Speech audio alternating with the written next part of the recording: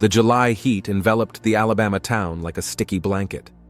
In an old trailer on the outskirts of town, where kudzu bushes almost hid the rusty walls from view, Justin Wilkerson lay next to Aurelia Stone, watching sweat drip down her swarthy skin. The air conditioner was working at a breakneck pace, but the heat still penetrated through the thin walls. "I like what we have," Justin whispered, running his finger along the girl's shoulder. This secret between us." Aurelia turned to him, her dark eyes glittering in the half-light. At 23, she was 5 years younger than his wife, and that difference was felt in her every movement, in the way she looked at him with admiration, as if he were the center of her universe. "I'm afraid," she admitted, snuggling closer. "What would happen if your wife found out?" Justin grinned, his confidence bordering on insolence. Tall, with broad shoulders and an attractive smile, he was used to women paying attention to him. His job as a mechanic at the auto parts plant wasn't prestigious, but it kept him in top physical shape. "Zoe won't know," he said, kissing Aurelia's neck. "She's too busy with her night shifts at the hospital. Besides, she trusts me." There was the sound of a truck passing outside the window, and Justin glanced at his watch. It was 4 in the afternoon. It was time to get back to being a model family man. "I have to go," he said, getting out of bed. Zoe would be home from work soon. Aurelia watched him get dressed, and sadness flashed in her eyes. She worked as a cashier at the local supermarket, where they'd met 6 months ago. Justin had come in for groceries, and couldn't help but notice the way she blushed when he spoke to her. Seducing her was easier than he expected. The drive home took 20 minutes. Justin drove down familiar streets, past low houses with porches where old people escaped the heat in the shade, and playgrounds deserted in the heat of the day. His own house was in a more decent neighborhood, a small one-story house with a neat lawn that he mowed regularly on weekends. Zoe was already home when he parked in front of the house. She sat in the kitchen in her medical uniform, fatigue red in every line of her body. 26 years old, but sometimes she looked older because of the constant lack of sleep and the stress of working at the hospital. "Hi, honey," Justin said, coming up behind her and putting his arm around her shoulders. "Rough shift?" Zoe leaned back against his chest, and he could feel the tension in her muscles. "Very heavy. We lost a patient this morning. An older man who reminded me of my dad." Justin began massaging her shoulders, his hands habitually finding the pain points. He'd learned to be an attentive husband. It was part of his strategy for maintaining a double life. "I'll make dinner," he offered. "You go get some rest." The gratitude in Zoe's eyes made him feel a prick of conscience, but he quickly suppressed the feeling. He deserved the pleasures Aurelia gave him. Zoe was a good wife, but predictable. The passion between them had long since subsided into a comfortable habit. While he prepared dinner, Zoe showered and changed into her home clothes. At the table, they talked about work, weekend plans, and minor household matters. Justin played his part flawlessly, asking the right questions, expressing sympathy, laughing in all the right places. The next night, after Zoe left for the night shift, Justin went to the Alabama Drive Bar. It was his and Daniel's favorite place, a small bar on the main street where the local workers gathered after their shifts. Neon signs flashed in the windows, and country music played inside, mingling with the hum of conversation and the clinking of billiard balls. Daniel Smalls was already sitting at their usual table, sipping a beer. At 30, he was 2 years older than Justin, but looked younger thanks to his carefree personality. His job as a welder left marks on his hands, but he never complained. They'd been friends since they were kids, going to school together, getting into trouble together. "What's up, buddy?" Daniel asked as Justin sat down next to him. "Great," Justin replied, ordering himself a beer. "Better than great." There was a special tone in Justin's voice that Daniel knew well. It meant that his friend had news he was eager to share. "What does that mean?" Daniel inquired, though he was already guessing. Justin leaned closer, lowering his voice, though the music and the general noise in the bar were already drowning out their conversation. "Remember that girl at the supermarket I told you about? The cashier? Aurelia? That's the one. We've been having an affair with her for 6 months now." Daniel whistled and shook his head. "Damn it, Justin. You're playing with fire. What about Zoe?" "Zoe doesn't know anything," Justin replied with a cocky smile. "And she won't if I'm careful, and I can be careful. I don't know, buddy. Secrets have a way of coming out." Justin waved away his friend's warning. "Relax, Dan. Life is short. You've got to make the most of it. Zoe's a good wife, but Aurelia, she's different. Young, passionate. She looks at me like I'm her hero." Daniel drank his beer in silence, mulling over his friend's words. He knew Justin well enough to know that he wouldn't stop until he'd had his fill of adventure or been caught. "Just be careful," he repeated. "You have a good life with Zoe. You don't want to ruin it for a fling." "Who said it was fleeting?" Justin grinned. They sat in the bar until late afternoon, talking about work, sports, and local news. But Justin's thoughts kept returning to Aurelia, to her skin, to the way she said his name. He felt alive around her, felt a power over her that he lacked in his marriage. When Justin got home, Zoe was already asleep. He undressed quietly and lay down next to her, trying not to wake her. But sleep wouldn't come. The adrenaline of his double life kept him awake. The next few days went by in the usual rhythm. Justin worked at the factory, met with Aurelia, played the role of a caring husband at home. But on Thursday evening, as he and Zoe sat on the veranda drinking iced tea and watching the sun go down, his wife brought up a subject that made him wary. "Justin," she began hesitantly, "I wanted to talk to you about something." "Of course, darling. About what?" Zoe paused, searching for words. She had been feeling particularly lonely lately. The night shifts, the fatigue, the routine. It was all weighing on her, and Justin, though attentive, seemed distant. "I was thinking, maybe we could invite my mom to come stay with us. She's been alone in Montgomery since Dad died. And I get so lonely here sometimes, especially when you're at work and I'm at home." Justin felt his shoulders tense. A mother-in-law in the house meant extra eyes, extra attention to his routine. But refusal would look suspicious. "Sure," he said, trying to look enthusiastic.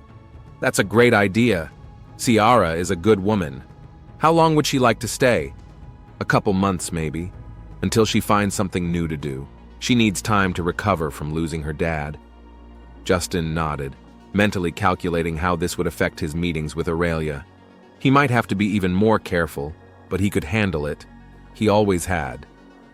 "When would she like to come?" "Next week, if that's all right with you."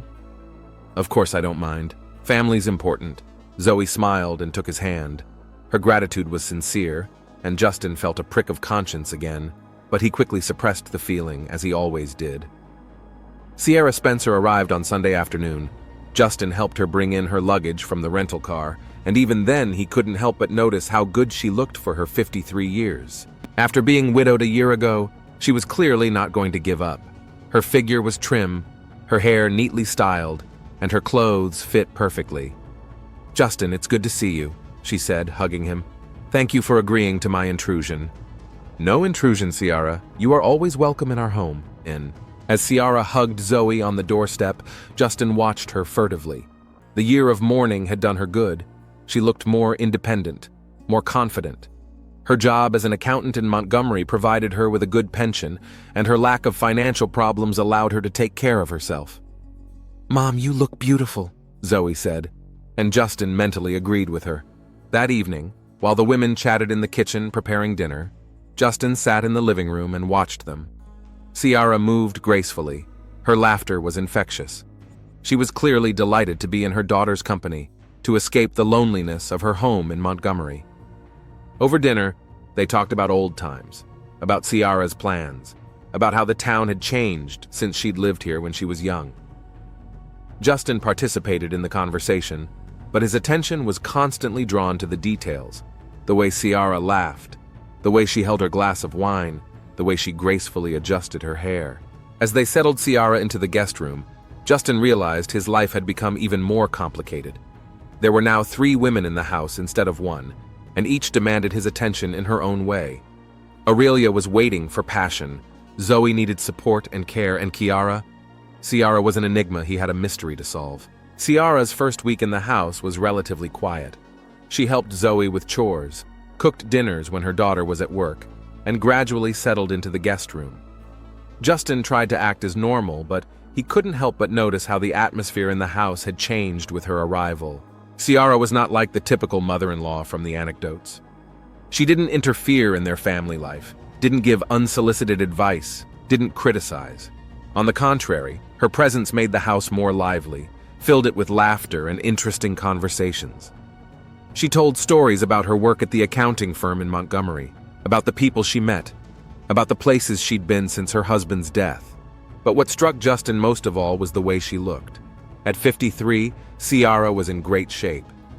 In the morning, she did yoga in the living room, and Justin watched from the kitchen as she gracefully exercised in her tight gym clothes. Her figure was slim and trim, her movements smooth and confident. On Tuesday night, Zoe left for the night shift. It was her first night shift since her mother had arrived, and Justin felt a familiar uneasiness. Usually on nights like this, he either drove to Aurelia's or met Daniel at the bar. But now Ciara was in the house, and leaving just like that would make him look impolite. The two of them had dinner in the kitchen. Ciara had prepared a Creole dish she'd learned to make when she was young in New Orleans, where she'd traveled to visit relatives. The spices filled the kitchen with a warm aroma, and a glass of red wine made the atmosphere even more intimate. "Zoe's lucky to have you," Ciara said as she watched Justin enjoy his dinner. "Not every man is so supportive of his wife in her career. Zoe deserves support," Justin replied, trying not to look at Ciara's cleavage. "She saves lives. That's more important than my job at the factory." "Don't belittle yourself. You provide for your family, create stability. That's important too." They moved into the living room where Ciara turned on some music. They played old soul songs that reminded them of the times of their youth. The wine loosened tongues and the conversation became more personal. "After Robert died, I thought my life was over," Ciara admitted, leaning back on the couch. 30 years of marriage and suddenly you're alone. You don't know who you are without him. "But you're coping," Justin remarked, sitting down closer to her. "You look strong, independent." Ciara turned to him, and he saw something in her eyes that made his heart beat faster. It was the look of a woman who had been alone for too long, who missed male attention. "Sometimes strength is just a mask," she said quietly. "Sometimes you want to be weak, to let someone else make the decisions." The air between them became electrified. Justin sensed the danger of the situation, but couldn't bring himself to pull away. Ciara was a beautiful woman, experienced, confident. She was forbidden fruit, which made her even more attractive. "Ciara," he began, but she held up a hand, stopping him. "Don't say anything," she whispered. "Just be here with me." When their lips met, Justin felt dizzy. The kiss was passionate and desperate, full of loneliness and desire. Ciara kissed not like a girl like Aurelia, but like a woman who knew what she wanted. They made love right in the living room, on the very couch where Zoe often read after work. Ciara was an experienced lover. She knew how to give and receive pleasure. Her body responded to Justin's touch with an intensity he hadn't expected from a woman her age. Then they lay in each other's arms, listening to the clock ticking on the fireplace. Justin realized he had crossed another line, but he felt no remorse, only satisfaction and anticipation. "This has to stay between us," he said, stroking Ciara's shoulder. "Of course," she replied. "Zoe can't know. But I don't want this to be a one-off. I've been alone for too long." In the days that followed, Justin lived in a state of constant arousal. He now had 2 mistresses, and each fulfilled a different need for him. Aurelia gave him a sense of power and youth, while Ciara gave him the experience and passion of a mature woman. His encounters with Ciara were usually during the day when Zoe was at work. Sometimes they made love in the guest room, sometimes in the kitchen, pressing each other against the countertop. Ciara was insatiable, like she was trying to make up for a year of widowhood. He still met with Aurelia 2 or 3 times a week in her trailer. The girl suspected nothing of Justin's new connection. She still looked at him with adoration, believing every word he said. "I miss you when we're not together," Aurelia said, lying on his chest after the passionate intimacy. "Sometimes I think I go crazy with desire." "I miss you too, baby," Justin lied, stroking her hair. "But we have to be careful. We can't afford mistakes. At home, meanwhile, he continued to play the role of a caring husband, making breakfast when Zoe returned from her night shifts, massaging her back when she complained of fatigue. But now Ciara was also in the house, and he had to balance the two roles. At first, Zoe had been glad of her mother's presence. Ciara really brightened her loneliness, especially on days when Justin was late at work or out with friends. But gradually, her daughter began to notice changes. The first thing that alerted her was the way her mother behaved with Justin. Ciara had always been friendly with her son-in-law, but now there was a special closeness between them. They could talk for long periods of time without her noticing, laughing at jokes only the two of them could understand. Sometimes Zoe felt as if she were an extra in her own home. Besides, Justin had become somehow distant. He was still attentive and caring, but something had changed in the way he looked at her, in the way he touched her. His caresses had been natural before, but now they seemed mechanical, as if he were performing a duty. One evening, as Zoe was getting ready for work, she caught Justin and her mother in the living room. They were sitting closer than usual on the couch, talking quietly about something. When she walked in, they pulled away from each other abruptly, and there was a strain in their demeanor. "What were you two talking about?" Zoe asked, putting on her sneakers. "About work," Justin answered a little too quickly. Ciara talked about her accounting firm. But Zoe thought her mother blushed when she heard that answer. In the days that followed, she became more attentive, noticing the little things. How Justin stayed home late on the days she worked. How her mother began to spend more time in front of the mirror, picking out her clothes more carefully.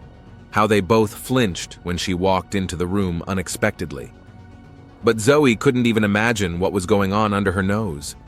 The idea that her husband might be cheating on her with his own mother seemed absurd. She put her suspicions down to fatigue and stress from work. Meanwhile, Justin was becoming more and more confident. He managed to combine relationships with two women without arousing serious suspicion. It flattered his ego, made him feel irresistible. Friday night, he met Daniel again at the Alabama Drive bar. His friend noticed a change in his demeanor. Justin was more excited, talking faster, laughing more often. "You look like you won the lottery," Daniel said, taking a sip of his beer. "What's the matter?" Justin leaned across the table, lowering his voice. "Remember I told you about Aurelia?" "Of course I remember. So? So now I have another one." Daniel almost choked on his beer. "Another one? Damn, Justin, have you lost your mind? One mistress isn't enough for you?" "It's not just a mistress," Justin said with a satisfied smile. "It's special situation." "What do you mean, special? And who is she?" Justin was quiet for a moment, enjoying the intrigue. "Ciara." Daniel frowned. "Ciara? Who? Wait, you don't mean my mother-in-law?" Daniel's face grew serious. He set his glass aside and looked at his friend carefully. "Tell me you're kidding." "I'm not. It's been 2 weeks. And it's incredible, Dan. She's experienced, passionate. She knows what she's doing." "You're crazy," Daniel said quietly but firmly. "This is your mother-in-law, your wife's mother. Do you realize what you've gotten yourself into?" "I haven't gotten into anything," Justin countered. "We're just enjoying each other's company. Ciara is lonely. She needs attention.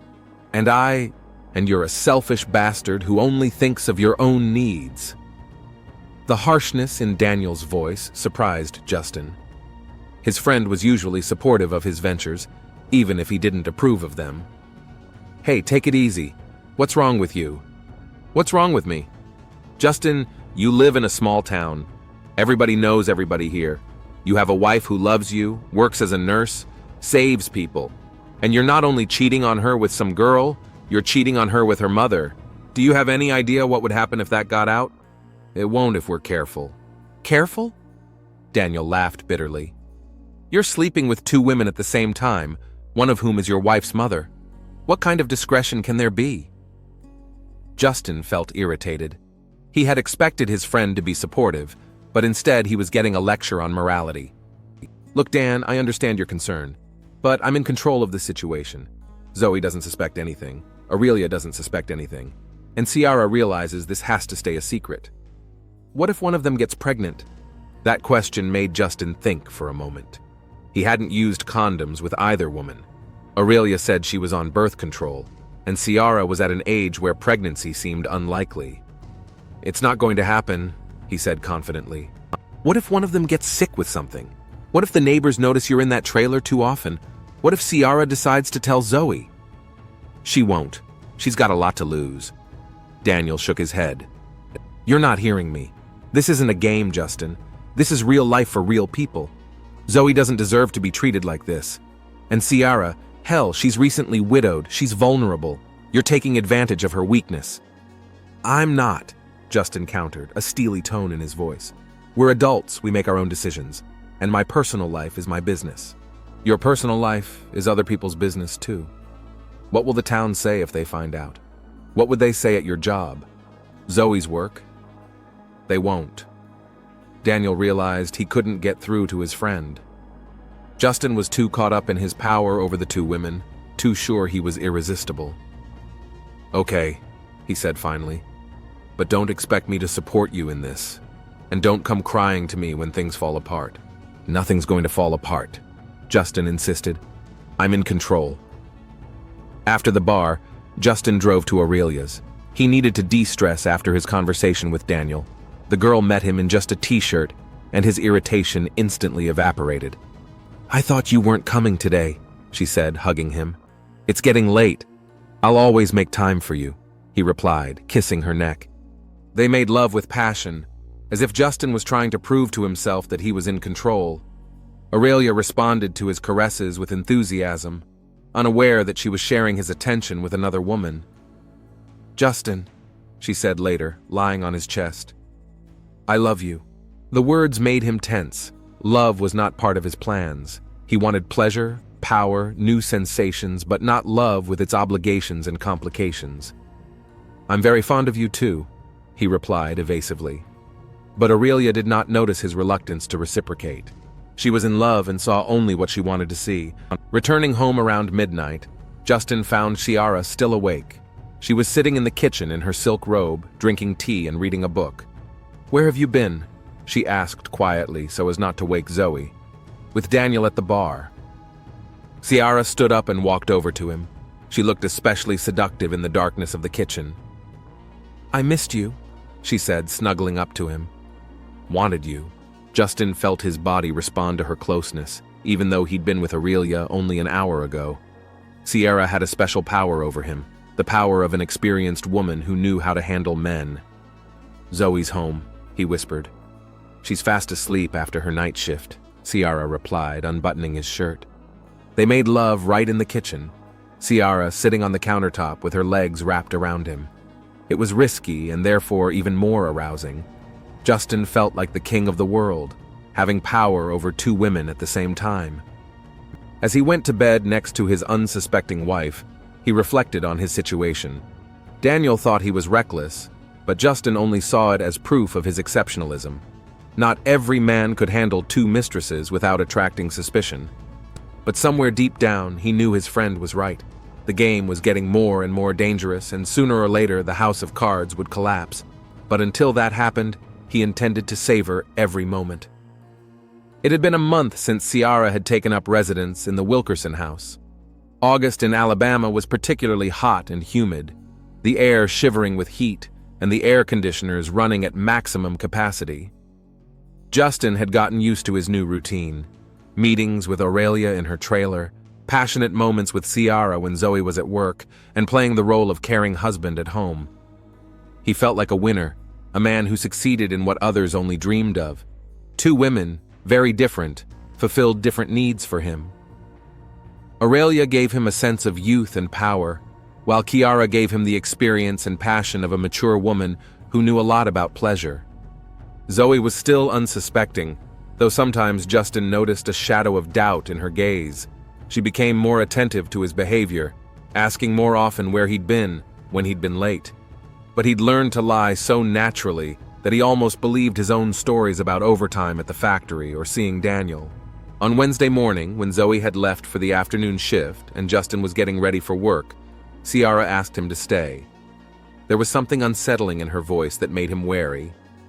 "I need to talk to you," she said seriously. "It's important." Justin glanced at his watch. It was half an hour before his shift started, but Ciara looked like the world was about to fall apart. "About what?" he asked, sitting down across from her at the kitchen table. Ciara was silent for a few moments, gathering her strength. Her usual confidence had evaporated, and he was looking at a frightened, confused woman. "I got my test results yesterday," she began slowly. "I took them last week because I started to feel bad. Fatigue, night sweats, a slight fever." Justin felt a chill run down his spine. Something in her tone foreshadowed disaster. "And what did the test show?" Ciara looked up at him, eyes full of pain and accusation. "I have HIV, Justin." The words sounded like a thunderclap. Justin froze, unable to believe what he was hearing. HIV. It was a deadly disease that he only knew about from what he'd seen on the news or in movies. It was happening to other people, not him. "It's impossible," he whispered. "You must be wrong." "I retested the test twice," Ciara said firmly. "The result is the same, and I know where it came from." Her gaze turned hard, full of anger. "From you, Justin. You infected me." "Me?" Justin jumped up from his chair. "How could I have HIV? I'm healthy." "Then explain to me how I could be infected?" Ciara stood up too, her voice growing louder. "Robert died a year ago, and I had no one before you. No one." Justin thought feverishly. If Ciara had HIV and had contracted it from him, that meant only one thing. He was infected too, but from where? Zoe was a faithful wife, he had no doubt about that. The only thing left was... "Aurelia," he whispered. "Who was Aurelia?" Ciara asked, though she could already guess from the look on his face. "A friend of mine, acquaintance." "A lover, you mean?" Ciara laughed bitterly. "So not only are you cheating on your daughter with me, but you're cheating on her with someone else as well? And this other one infected you?" Justin didn't answer. The thoughts in his head were jumbled, panic rising. If he had HIV, he could have infected not only Kiara, but Zoe as well. His wife, who trusted him, who loved him, could have been infected through his fault. "I have to tell Zoe," Ciara said firmly. "She has to get tested, start treatment if—" "No!" Justin shouted, grabbing her arm. "You're not going to tell her anything!" "Let go of me!" Ciara broke free of his grip. "This is my daughter and I have to protect her!" "Think of the consequences," Justin said, trying to pull himself together. "If you tell Zoe, it will destroy our family. She'll file for divorce, maybe go to the police. It will destroy all of us." "Better a destroyed family than a dead daughter," Ciara replied coldly. Justin realized that persuasion wasn't going to work. Ciara was determined, and nothing could stop her. "Listen to me carefully," he said quietly. But there was a threatening note in his voice. "If you say one word to Zoe about our relationship or HIV, I will kill you both. First you, then her, and I'll throw your corpses in the river where no one will ever find them." Ciara turned pale, but she didn't back down. "You wouldn't dare." "Try me," Justin replied. "I have no choice. If everything is revealed, my life is over. And if my life is over, so is yours." He took the car keys and headed for the door. "I'll handle this situation. In the meantime, don't do anything. And remember my words." Justin drove out of the house at the maximum speed the suburban streets allowed. He needed to talk to Aurelia right away to find out the truth. If she really had infected him with HIV and was hiding it, then Aurelia's trailer stood in its spot, surrounded by tall grass and old tires. Justin parked and walked quickly to the door. Usually he called ahead, but now there was no time for ceremonies. Aurelia opened the door in her house clothes, surprised by his unexpected visit. "Justin? What are you doing here? Shouldn't you be at work?" He walked past her into the trailer without answering her greeting. Aurelia closed the door and turned to him with concern in her eyes. "What's wrong? You look terrible." "I have a question for you," Justin said, trying to control the rage. "And I want an honest answer." "Sure, go ahead. Do you have HIV?" Aurelia froze as if she'd been electrocuted. All the blood drained from her face, and Justin had an answer before she could utter a word. "Justin, I can explain." "Answer the question," he yelled. "Do you have HIV or not?" Aurelia backed up against the wall, her eyes filled with tears. "Yes," she whispered. "But I'm on medication. My viral load is undetectable." Justin grabbed her by the shoulders and shook her. "You've known about this the whole time? From the beginning of our relationship? Yes, but... And you never said anything to me? Infected me because you were too cowardly to admit it? Aurelia was crying, but she tried to explain. I was afraid of losing you. I thought that if I took my medication, the risk of infection would be minimal. My doctor said, Your doctor? Justin let go of her so abruptly that she almost fell. So you've known all along? You've been getting treatment, and you didn't tell me? I wanted to tell you, but I didn't know how. I love you so much, Justin. I couldn't risk losing you. Lose me? He laughed bitterly. You killed me! Do you understand? You killed me! Justin paced the cramped trailer like a hunted animal. All his plans, all his confidence had crumbled in one morning. Now he wasn't a winner, but a victim of his own greed and the stupidity of a girl who was too in love to think about the consequences. How long have you had this diagnosis? He asked. 2 years, Aurelia answered quietly. I contracted it from an ex-boyfriend. He didn't know about his status either. 2 years. Justin sat down on the couch holding his head. 2 bloody years and you kept quiet. Justin, it's not a judgment call. There are good medications now. People are living full lives. Shut up, he roared. Just shut up. Do you realize what you've done? I could have infected my wife. I could have... He didn't finish, but Aurelia saw something in his eyes that made her shudder. Justin, do you have someone else? He didn't answer, but his silence was more eloquent than any words. Oh my God, Aurelia whispered. You've infected someone else. Justin stood up and headed for the door. It's over between us, he said coldly. Don't ever contact me again. If you see me on the street, cross to the other side. If you try to talk to me, you'll be sorry. Justin, wait. But he was already out, slamming the door so hard it shook the walls of the trailer. The ride home was a blur. Justin didn't remember how he got home, how he parked. He sat in the car, trying to gather his thoughts. He had the most difficult conversation of his life ahead of him. Ciara met him on his doorstep. She had already cleaned herself up, but she still had anger and determination in her eyes. Well, she asked, was it confirmed? Justin nodded. She knew. She'd known for 2 years and hadn't said a word. So you really did infect me, Ciara said. There was no surprise in her voice, only bitter confirmation of what she already knew. Ciara, I didn't know. I swear to you, I didn't know. It doesn't make any difference. The result is the same. They walked to the living room where they had first succumbed to passion just a few weeks ago. Now the place seemed cursed. I have to tell Zoe, Ciara repeated. Tonight, as soon as she gets home from work. No, Justin said firmly. I meant what I said this morning. If you say one word to her, I will carry out my threat. You're not a murderer, Justin. Are you sure? He stepped closer to her. My life is already ruined. When you add to that prison for contracting HIV, I really have nothing to lose.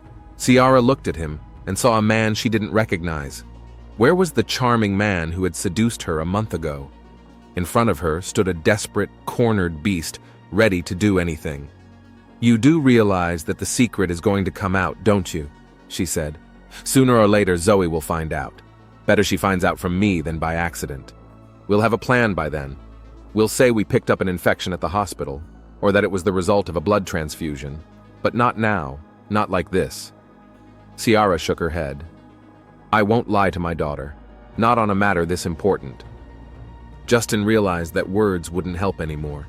There was something predatory, dangerous in his eyes. Ciara saw it and stepped back involuntarily. Justin, don't do anything stupid. It's too late to think about doing anything stupid, he replied. You're making me do it. The next few hours passed in tense silence. Justin went to work, but all day long he had one thing on his mind: how to stop Ciara. Threats didn't work, neither did persuasion. There was only one way left. He got home earlier than usual that evening. Zoe was on the night shift, and he and Ciara were alone. She was cooking dinner in the kitchen, but the atmosphere between them was icy. I haven't changed my mind, she said without turning to him. When Zoe comes back tomorrow morning, I'll tell her everything. Even if it ruins her life, I'll save her life. You don't realize that because you only think about yourself. Ciara put the pot on the stove and turned to Justin. The unwavering determination of a mother's love burned in her eyes. You have infected me with a deadly disease, Justin. Probably infected my daughter, too. You think I'm going to let you keep lying to her? Let her live in ignorance until the disease kills her? Modern medicine. Modern medicines help those who know their diagnosis, Ciara interrupted him. And you want to leave her in the dark, like your lover left you. Those words hit the mark. Justin felt a surge of rage. Shut up, he whispered. No, I won't, Ciara replied, taking a step toward him. You're a selfish, irresponsible bastard. Not only did you cheat on your wife, but you put her life in danger. And now you're threatening me to cover up your sins. I said shut up. Or what? Kill me? Ciara laughed bitterly. Kill me. But I still had time to write a letter to Zoe. If anything happens to me, she'll know the truth. Justin froze. You're bluffing. Try to check it out. But Ciara wasn't bluffing. She actually wrote a letter to her daughter and hid it in her room. If something happened to her, Zoe would find it sooner or later. Where is the letter? Justin asked quietly. I won't tell you, and you won't find it. We'll look again. Justin went to the drawer where the kitchen knives were. Ciara understood his intentions and moved toward the drawer as well, but she was closer and got there first. The shiny knife was in her hand faster than Justin could react. Stand back, Ciara said, holding the knife in front of her. Don't make me use this. Give me the knife, Ciara. You don't know what you're doing. I do. I'm protecting my daughter from the bastard who's killing her. Justin approached slowly, expecting to grab the knife. But Ciara wasn't a frightened victim. A year of widowhood had taught her to be strong, and her maternal instinct made her dangerous. When Justin lunged at her, Ciara didn't recoil. Instead, she took a step toward him, and the knife entered his chest to the hilt. Justin stopped, looking at her in surprise, then looked down at the knife handle sticking out of his chest. You, he began, but blood rushed from his mouth. He fell to his knees, then onto his side. Ciara stood over him, breathing heavily, still not believing what had happened. I'm sorry, she whispered, but I couldn't let you hurt Zoe anymore. Justin tried to say something, but his strength was leaving him. His eyes closed and his breathing broke. Ciara sank into a chair, looking at her son-in-law's body. She had killed a man she'd made love to, trusted, but she had no regrets. Zoe was safe. The letter would tell her the truth, but now she wouldn't be threatened. Ciara looked at her watch. There were still a few hours until Zoe returned. She needed to think about what to say, how to explain what had happened. But explanations would have to wait. What mattered now was that the threat was over.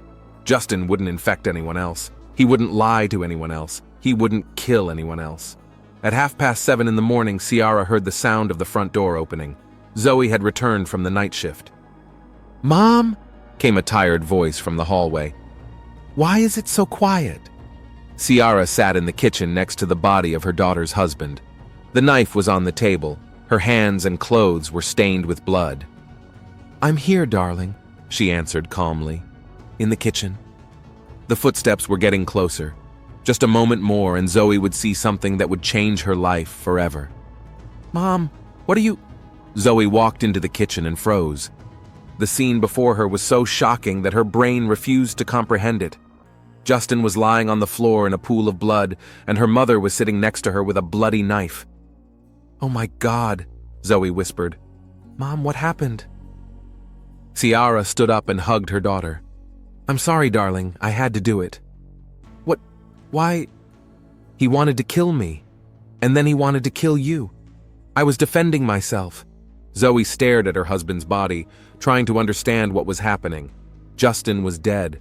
Her mother had killed her husband. But why would he want to kill you? Ciara led her daughter to the table and sat her down in a chair. It was time to tell the truth, however painful it might be. Honey, there are things you need to know about Justin, about us, about what he was doing to us. And Ciara started talking about the affair, about HIV, about the threats. Zoe listened, and with each word her world crumbled more and more. When the story was over, they sat in silence. Mother and daughter, alone with the consequences of passion, lies, and violence. Outside the window, the sun was rising over the quiet Alabama suburbs, but in the Wilkerson home, everything had changed forever. What do we do now? Zoe finally asked. First you have to get tested, Sierra said. Find out your status, and then we call the police and tell them the truth. You'll be arrested. Maybe, but you'll be alive and well, and that's all that matters.